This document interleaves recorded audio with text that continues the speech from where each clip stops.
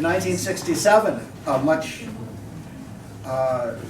gentler, more innocent time, Dr. King spoke of the fierce urgency of now.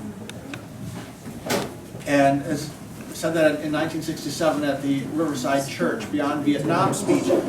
And he also said something that I think we need to be reminded of now, today, with all the war propaganda, that the biggest perpetrator, the biggest purveyor of violence in the world is our own government. That's right. Can you say it one more time?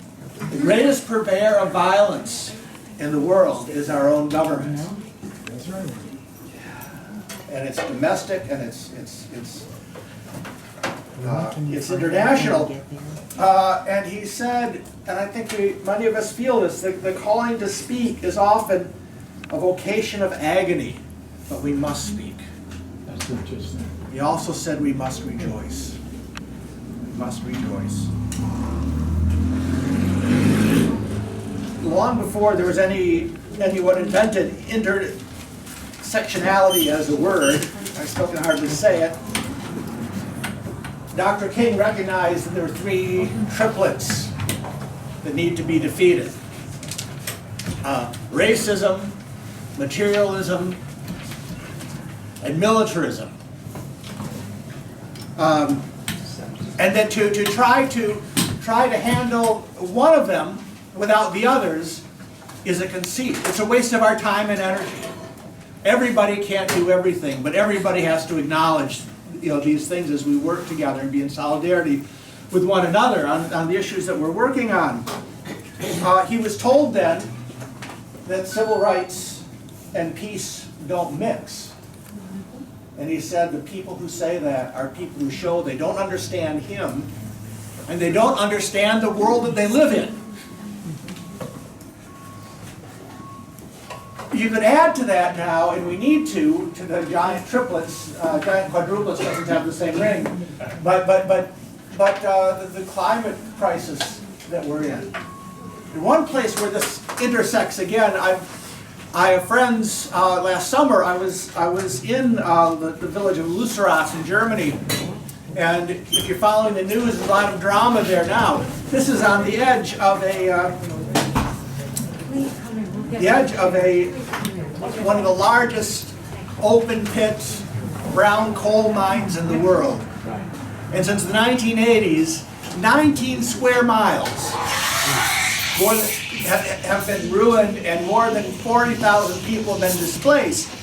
But that was kind of on its way out. Brown coal, the dirtiest coal, is being dug there, being phased out.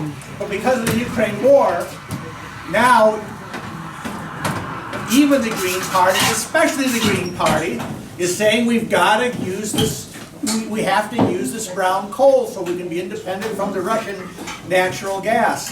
Well, thousands of people have been there, were there, including friends from the Amsterdam and other Catholic worker houses in Europe.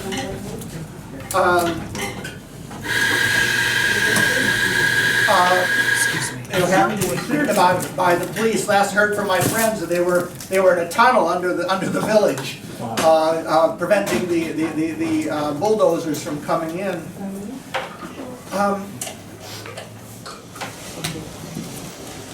He also saw something at the time about the threat of nuclear war.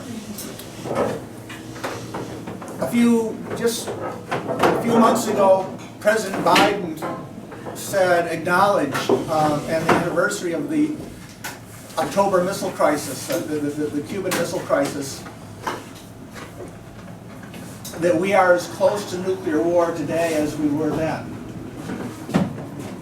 But in 1962, when we were that close to nuclear war, Kennedy and Khrushchev talked. And they didn't solve all of our problems, but hey, we're still here. And now it seems we're even closer. What King said then was, if we are to assume that humanity has a right to survive, then we must have an alternative to war and destruction. In our day of space vehicles and guided ballistic missiles, the choice is either nonviolence or non-existence. Now, people like us have been used to, for many years, being labeled, dismissed as utopian dreamers, imagining a world without war, imagining a world of economic justice, imagine a world of clean air and clean water, imagining a world at peace is a utopian dream. But I think Dr. King recognizes, and so should we, that that is not utopian dreaming. This is the most realistic, most pragmatic position to take. We are the pragmatists. We are the ones who are looking at history, looking at the world as it is, without obfuscation, and trying to find solutions and thinking about how we can do things differently. And it's absolutely urgent that we do this.